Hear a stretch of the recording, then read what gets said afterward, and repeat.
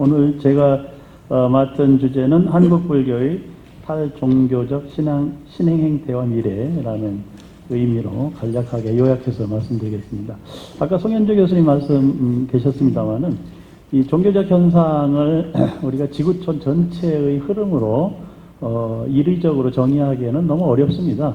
왜냐하면 그 종교적 전통과 환경, 사회 구조, 또 그 구성원들의 종교적 욕구들의 차이가 굉장히 크기 때문에 그것을 한마디로 이렇게 저렇게 이야기하기는 어렵다 이렇게 생각을 하고, 이제 그런 면에서 우리 주제로 제시된 탈종교화라고 하는 개념조차도 그렇게 어떻게 정의를 하느냐, 이게 한마디로 정의하기는 어렵고, 또 사회에 따라서 종교에 따라서 직면하고 있는 문제들이 다르다 이렇게 보고 있습니다. 앞에 서론에서는 이미 1960년대부터 미국 쪽에서는 탈종교화와 유사한 그런 형태의 종교적 현상들을 이제 찾아보고 있고, 그런 것이 잡지나 학술지에 다양하게 발표되고 있다라는 것을 이제 말씀을 드립니다. 이것을 탈종교화를 우리 사회에 좀 국한해서 한국 사회, 한국 불교가 직면하고 있는 문제에 국한해 가지고 살펴보면서 제가 이 탈종교화가 어떻게 나타나고 있는지를 페이지가 35페이지부터 이제 정리를 해놨습니다. 읽으면 재미없으실 것 같아서 간단히 요약해서 말씀드리겠습니다. 저는 세 가지로 봤어요. 한국 사회에서 탈종교화, 무종교인이 증가하는 건 사실이다라는 겁니다. 무종교인. 이것은 이제 2015년 종교인구 조사에서도 무종교인군의 비율이 57%까지 올라갈 정도로, 그러니까 반수 이상이 종교가 없다 이렇게 이제 응답하고 있는데, 그 10년 전에는 한 47%, 그러니까 그 10년 만에 한 10%가량 가까운 사람들이 난 종교가 없다 이렇게 응답을 했다는 겁니다. 그래서 그렇게 보면은 이제 이 탈종교화라는 그런 경향과 유사성이 있다 이렇게 봅니다. 그런데 종교가 없다라고 얘기하는 분들이 그러면 또 과연 종교적 활동을 안 하느냐, 그것은 종교에 대한 정의 차원에서 좀 다시 살펴본다면 제론의 여지는 있다고 봅니다. 다만 인구 센서스 조사에서 나는 종교가 없다 이렇게 응답한 사람들의 비율이 늘어나고 있는 건 사실이고, 그것이 한국 사회에서 하나의 흐름으로 보여지는 것도 있다 이렇게 이제 볼 수는 있겠습니다. 그런데 그것은 이런 현상들은 탈종교화의 하나의 현상으로 무종교인이 증가한다라고 하는 것은 서구 사회에서도 이미 많이 나타나고 있고, 특정한 나라들의 경우는 무종교인이 급격히 증가해서 기존의 그 제도 종교가 없어질 위기에 처했다 이런 이제 보고들도, 연구조사 결과들도 발표가 되고 있습니다. 과연 그런지는 시간이 지나봐야 알겠지만 종교 자체가 없어진다 이렇게 얘기하기는 어렵다. 우리 송현주 교수님도 말씀하셨지만 저도 거기에 동의합니다. 다만 우리가 종교라고 하는 게 그냥 전체를 뭉뚱그려서 하나로 보기보다는 교리나 또는 교인이나 또는 그런 운영 주체라든가 이렇게 그것을 아울러서 가는 커다란 의미의 종교가 있고, 그 다음에 그것을 끌고 나가는 종교 단체로서의 종교 현상도 있다는 겁니다. 그래서 종교 단체로서의 종교적 현상에서는 우리가 탈종교에 민감하고 또 그런 영향을 크게 받고 있는 것은 사실이고, 그런 현상이 이 한국 불교에도 나타나고 있고, 또 우리가 이 세미나 하고 있는 대한불교 조계종에서도 더 크게 나타나고 있다 이렇게 저는 보고 있습니다. 그래서 종교에서 완전히 벗어난다라고 얘기하는 것은 좀 큰 이야기고, 다만 종교단체, 기존의 종교단체, 그것을 또 일명 제도종교화된 그런 단체라고 표현하는데, 그런 종교단체로부터 이탈하는 경향은 현상적으로 이미 크게 흐름은 나타나고 있다고 볼 수 있고요. 그것은 비단 불교만의 얘기가 아니라 이웃종교에서도 같은 고민에 지금 빠져 있습니다. 그래서 급격하게 그런 종교활동을 하는 사람이 줄어든다든가, 종교적 기여도가 줄어든다든가, 종교시설에 와서 또는 종교단체와 함께하는 자원봉사자의 감소라든가 이런 현상들이 나타나고 있는 것은 이제 현실적으로 우리가 직면할 수 있는, 또 인식할 수 있는 문제라고 봅니다. 두 번째는 사실 탈종교화의 하나의 현상 중에 하나가 기존의 종교적 권위에 도전하거나 또는 기존의 종교적 권위를 비판하거나 또는 거기에서 일탈하려고 하는 그런 경향도 나타나고 있습니다. 이것은 사실 그 종교 단체를 끌고 나가고 있는 종교 지도자들의 일탈적 행위, 그리고 종교 욕구를 제대로 충족시켜주지 못하는, 아까 우리 앞에 발표에서 종교 공급자라고 말씀하셨는데, 종교 공급자가 있으면 종교 수요자가 있고, 또 그런 수요와 공급을 이루는 종교적 상품이 있어야 되는데, 그게 이제 종교적 상품이 종교적 서비스인데, 그 종교 공급자와 소비자 사이에 불일치가 나타나고 있고, 그 불일치가 나타나는 것 중에 하나가 이 소비자가, 종교 소비자가 생각하는 신도나 또는 뭐 성도나 신앙인이나 종교인을 포함해서 이런 종교 소비자가 생각하고 있는 종교 욕구들이 제대로 충족시키지 못하고, 또 종교 지도자들에게 기대했던 기대감이 실망으로 바뀌면서 이런 현상들이 이제 등장을 한다라고 이제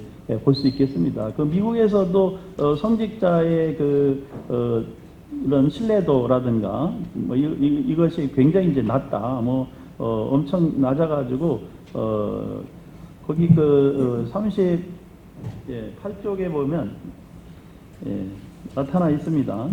그 종교가 가장 높은 2019년 조사에서는 군대에 대한 신뢰도가 73%인데요. 종교 성직자에 대한 신뢰도는 36%로 반도 안 되는 이런 현상들이 이제 나타나고 있다는 거예요. 그래서 이런 통계자를 보면 성직자에 대한 신뢰의 저하가 그 권위의 도전으로 나타나는 형태가 일종의 탈종교의 하나의 현상으로 볼 수 있다고 봅니다. 그 다음에 종교 혼합주의적 경향도 있다는 겁니다. 이종교 저종교 섞어서, 아까 송현주 교수님이 요가가 종교냐, 마음챙김 알아차림 하는 게 종교냐, 이렇게 말씀하시는데, 사실은 이제 다른 종교에서 불교에서 얘기하는 수행의 방법들을 가져가서 응용하고 프로그램을 만들어서 활용하고 있어요. 그렇다고 해서 그 종교를 버리는 건 아니거든요. 그래서 이중종교, 다중종교, 주부라든가 크리스찬 부디즘이라든가 카톨릭 부디즘과 같은 용어들을 쓰면서 이를 설명하고는 있으나, 여하튼 그 다른 종교의 장점들을 끌어다가 혼합 종교 형태로 만든다거나, 또는 새로운 종교적 양태, 과학 종교, 탐 크루즈가 믿는 그런 사이언톨로지 같은 종교도 사실 표면에는 또 불교적인 것을 내세우고 있으면서 그렇다고 우주 종교를 표방하고 있는 그런 모습들, 사람들에 따라서는 이상하게 볼 수도 있습니다만은, 그런 모습들은 일종의 종교 혼합주의적 요소가 섞여 있다. 불교로 가는 건 아닌데 불교의 장점을 또 활용하고 있다는 점에서 의미 있게 우리는 볼 수가 있다고 보겠습니다. 또 인공지능을 신으로 모시는 종교도 나왔잖아요. 그래서 교회도 만들고 또 성직자도 만들면서 이제 인공지능을 신으로 모시는 그런 의식 의례를 만들어 가고 계율도 만드는 이런 과정을 아직은 초기 단계라서 우리가 깊이 의미 있게 의미를 부여하지 않는다 할지라도, 그런 인식들이 서구 사회에서 나타나고 있다는 것은 유익 있게 봐야 된다고 봅니다. 그래서 사실은 저는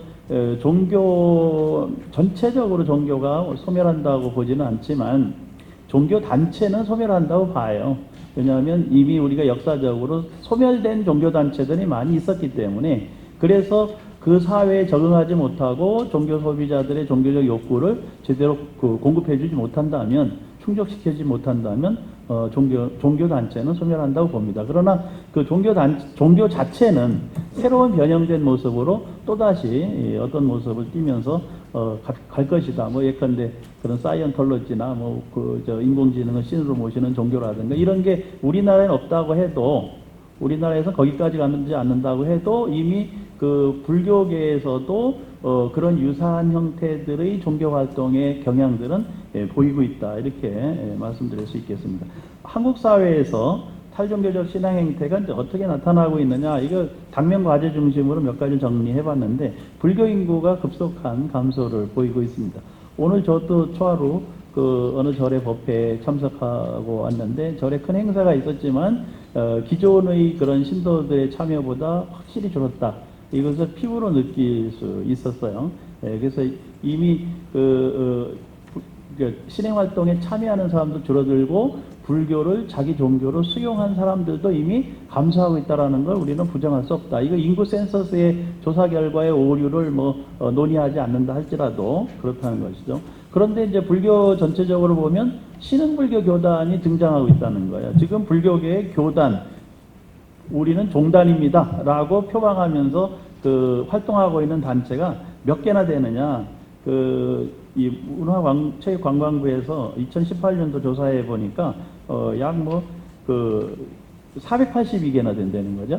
예, 482개. 예, 그러니까 저도 쇼킹해서 이게 정말 사실일까 이제 찾아볼 정도로 그렇게 많은 종교단체들이 등록을 해서 활동하고 있고, 그 중에 146개는 이미 이제 문화관광부 공식 집계에 잡히고 있는 단체고, 이제 그렇지 않은 것은 이름만 있는 단체들, 이렇게 이제 표현하고 있는데, 그래서 그 중에 어떤 특정한 단체들을 제가 선정을 해가지고 실제로 활동하고 있는지 추적을 해봤더니요, 굉장히 놀랄 만한 사실을 발견했습니다.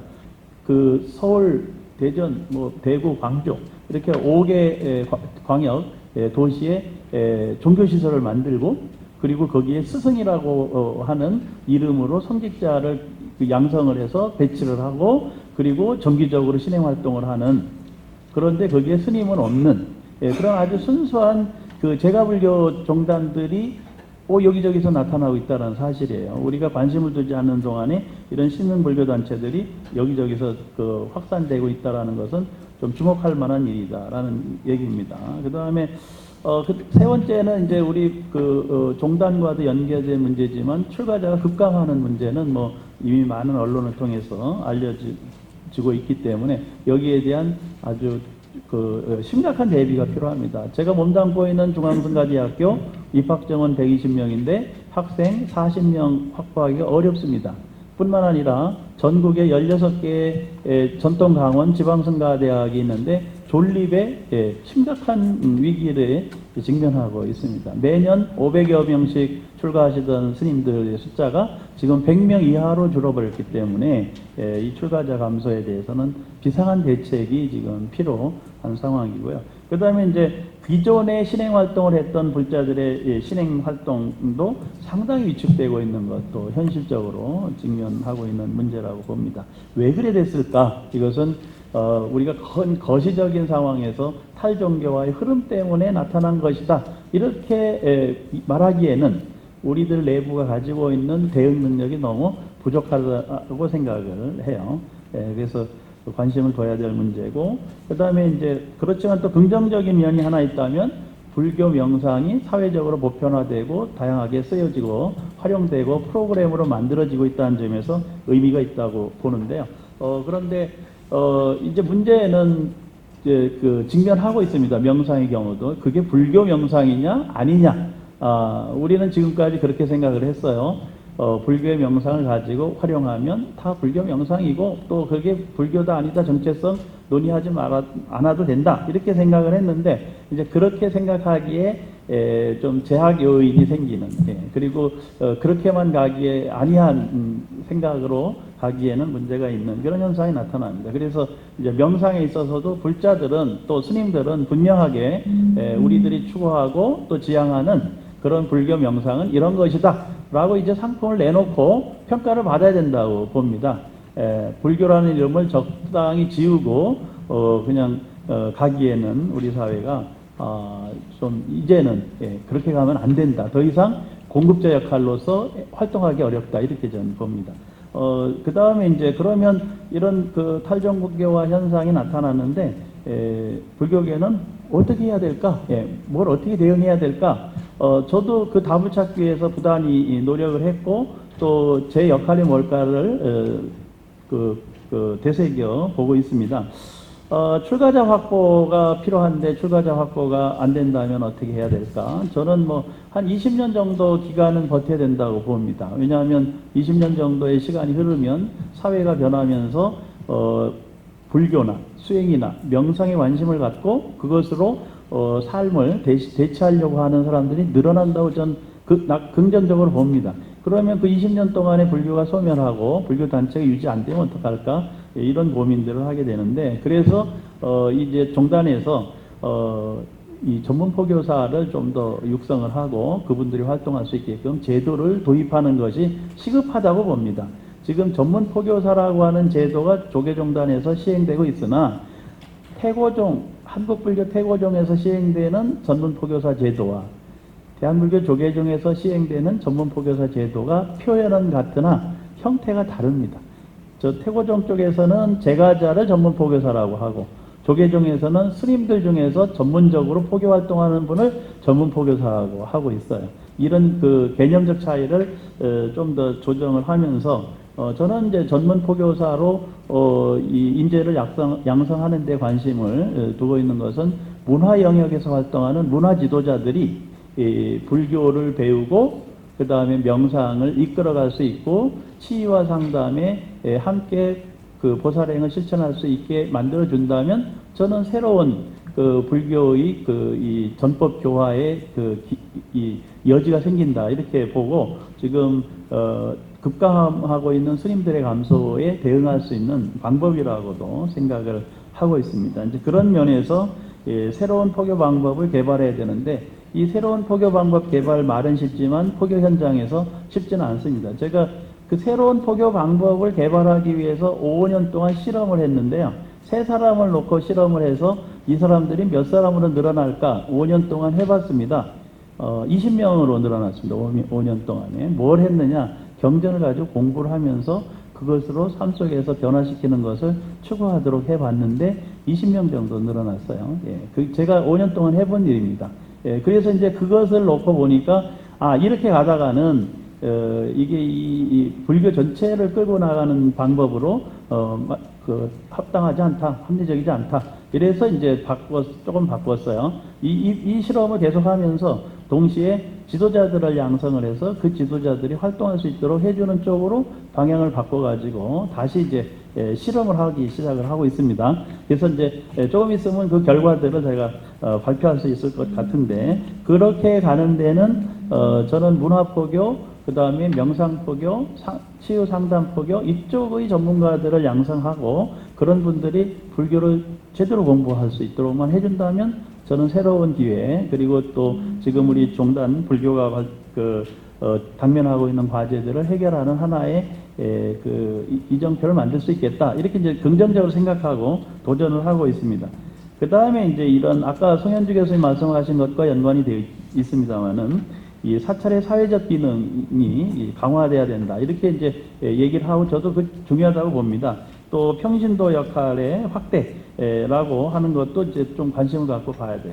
사실 지금 탈종교화 시대에 나타나는 현상 중에 하나가 종교 성직자로 불려지는 종교 지도자의 위상과 역할이 약화되는 측면에서 문제가 발생될 수 있거든요. 그것을 이제 서양 종교들의 경우는 평신도를 사역하는 쪽으로 전환시켜 가면서 이걸 대응책을 찾고 있고 그래서 성공 사례들이 좀 있기는 해요. 뭐 완전하진 않지만 이제 그런 면에서 보면 이제 사찰에서 신도들에게 역할을 주고 그런 역할을 부여받은 신도들이 자기에게 주어진 그 의무를 보살행으로 실천하게 한다면 저는 뭐 새로운 돌파구는 분명히 열리라고 봅니다. 그런데 포교 현장에서 사찰에서 과연 그렇게 평신도들을 교육시키고 그분들에게 역할을 줄 만큼 우리 시스템 또 그런 교육 과정 또 그렇게 활동할 수 있는 공간 이런 것을 제공하고 있느냐는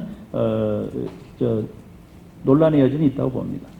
끝으로 어떻게 그러면 불교가 나아가야 될까? 저는 뭐 한마디로 부처님처럼 하면 된다 이렇게 생각합니다. 근데 부처님처럼 하면 된다라는 말은 첫째 제대로 그 불교 공부를 해야 된다는 거죠. 그렇게 제대로 공부하는 사람들이 많아야 된다는 것이죠. 그런데 요즘 우리들 주변에서 살펴보면 다 각자 자기 불교를 해요. 자기 불교를 하다 보니까 불교 힘이 약해집니다. 그래서 좀 더 부처님께서 석가모니 부처님께서 깨우치신 그 내용을 바탕으로 자기 살림을 만들어가는 노력을 하는 사람들이 늘어나야 된다. 이런 의미로 말씀을 드리고요. 또 부처님은 끊임없이 전법교화를 하셨어요. 45년간 맨발로 인도 전역을 걸어 다니시면서 수많은 사람을 만났습니다. 우리 이 스님들이나 또는 포교를 하는 포교사 또는 뭐 불자라고 하는 그런 그 분들이 정말로 많은 사람들을 만나서 부처님의 가르침을 전하려고 노력하느냐, 이거 반성해야 된다는 얘기죠. 그렇게 하지 않고 시중에 왜 출가하는 스님들이 줄어들까?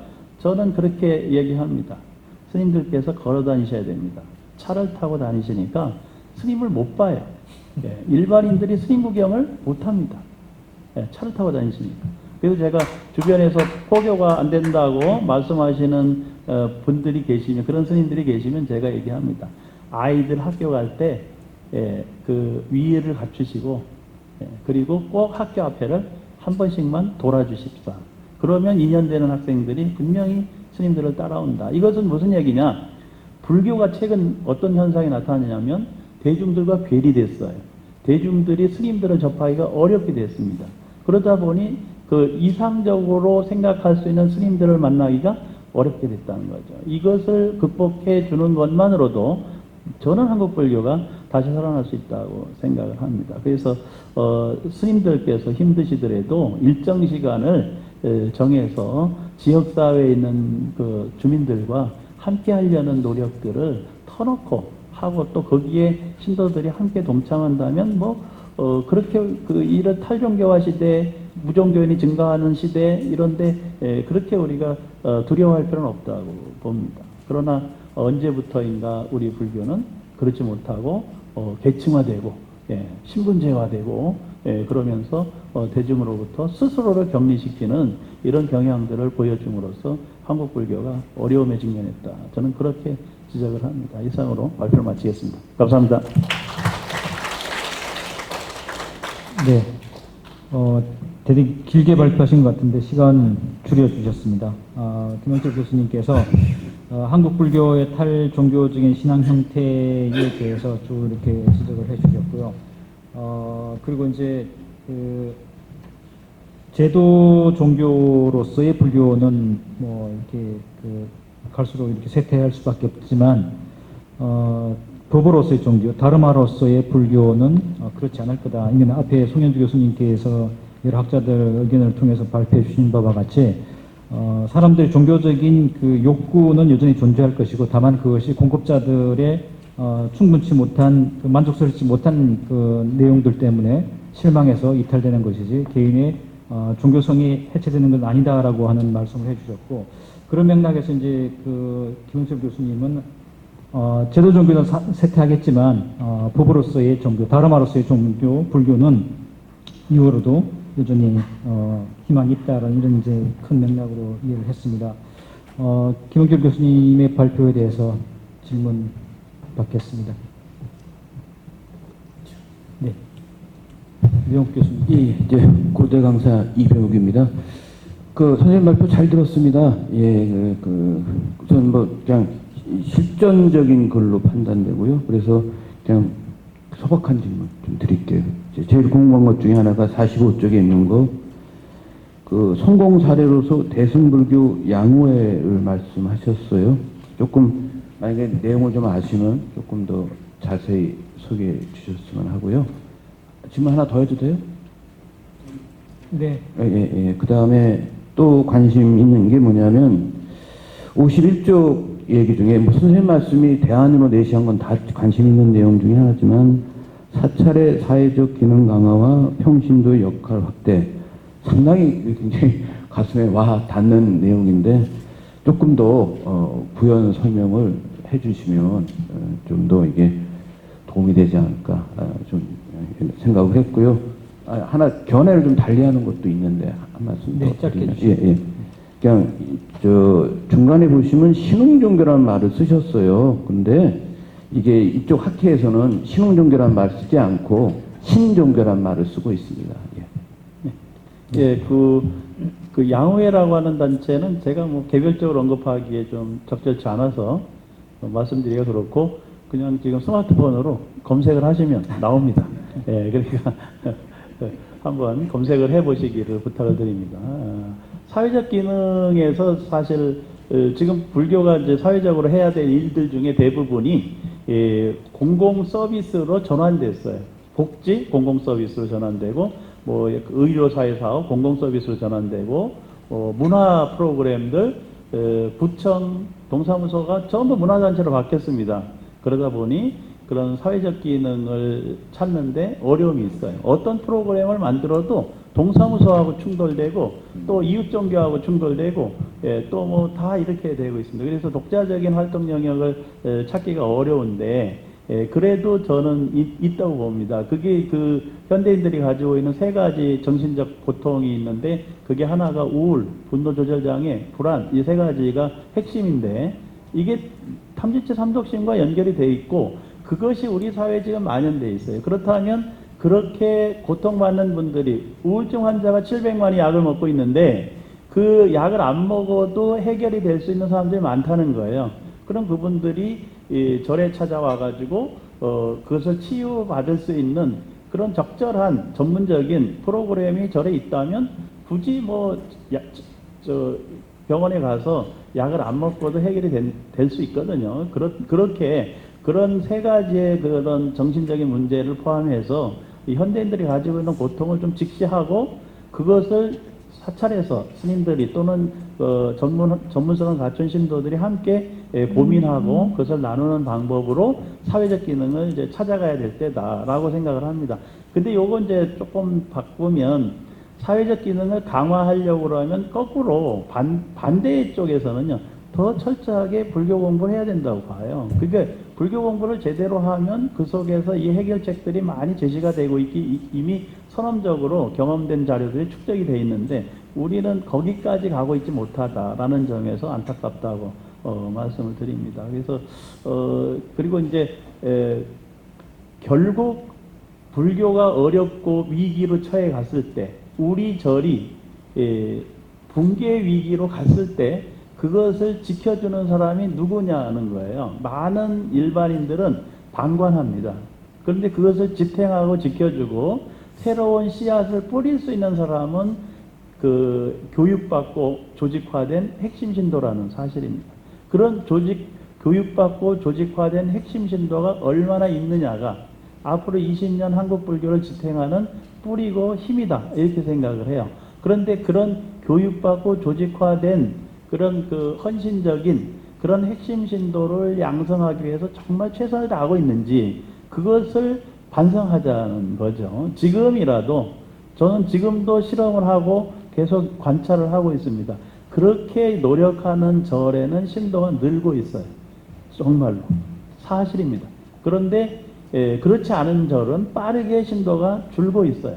지난 100 중에 신도가 하나도 오지 않은 절들이 있어요. 그렇다고 100중을 그냥 넘어간 건 아니고 전화로 신청하고 전화로 기도했습니다. 그게 지금 세 때인데 그렇다면 그런 상황에서 저를 지켜줄 수 있는 사람이 누군지 한국 불교를 외워할 수 있는 사람이 누군지 물론 스님들께서 하시고 또 신도 임원들이 하시겠지만 그 수가 적기 때문에 줄어들고 있기 때문에 저는 그렇게 조직화되고 또 교육받고 조직화되고 헌신하는 그런 평신도 일반 신도들에게 많은 관심을 기울일 때가 됐다 이렇게 말씀드립니다. 이상으로 대신하겠습니다. 네, 저도 간략한 질문 하나 드리겠는데요. 그 신흥종교 아까 이제 명 교수님은 신종교라고 해야 된다고 하셨는데 아무튼 신흥종교가 됐든 신종교가 됐든 그게 그 482개 이렇게 그러면 결국 이제 불자층이 그쪽으로 흡수됐다는 거잖아요. 그러면 인구 센서스를 할 때 그분들이 스스로 자기는 불자라고 생각하지 않았을까요? 왜 불교가 줄었을까요? 만약에 이것이 이제 조계종에서 신흥불교 교단으로 옮겨갔다라면 전체 불교 신도는 그 중감이 없어야 되는데 탁 주는 이유는 뭘까요? 그 사람들은 정체성이 어떻게 적용됐을까요? 신흥 종교가 증가했지만 그 불교계의 신흥 단체 이렇게 얘기해야 되겠죠. 불교계에서 종단을 표방하고 활동하는 신흥 단체들이 신흥 종단들이 증가한 건 사실인데 그런 종단 또는 단체들이 제도 종교에서 이탈된 신도들을 끌고 가기에 한계가 있었다. 그렇기 때문에 불자가 줄어든 건 맞습니다. 그리고 그런 불자들이 냉담자가 되거나 자기는 불자가 아니다. 정체성을 버린 사람들이 많기 때문에 인구 센서스에 그렇게 잡힌 것이고 이제 그런 사람들이 늘어나니까 그런 사람들을 끌어들이기 위한 새로운 시도가 신흥 종교 단체 또는 신흥 종단 뭐 이렇게 이제 형성이 돼서 각원이 있는데 아까 말씀하신 그런 몇 개의 이 단체들 제외하고 제가 여기 소소하게 써놨습니다. 1인 1사 1종단, 예. 1인 종단, 1사 종단 이런 단체들이 이제 늘어나면서 사실 이름은 있는데 실제로 활동력은 떨어진 그 불교 단체들이 많다는 거죠. 그래서 그 얘기는 뭐냐면 지금 새로운 몸부림 또는 노력은 나타나고 있지만 그런 노력이 아직은 성과를 거두어서 그 제도화된 기존 종단의 신도들, 이탈하는 신도들을 받아내기에는 한계가 있다. 그렇게 된 데는 뭐 때문일까를 저도 이제 봤습니다. 그 이유는 뭐냐면 그런 그 새로운 불교를 끌고 나갈 수 있는 그런 이 불교 지도자 또는 제가 불교 지도자를 양성하는 교육 시스템이 전무하다는 거예요. 불교계가.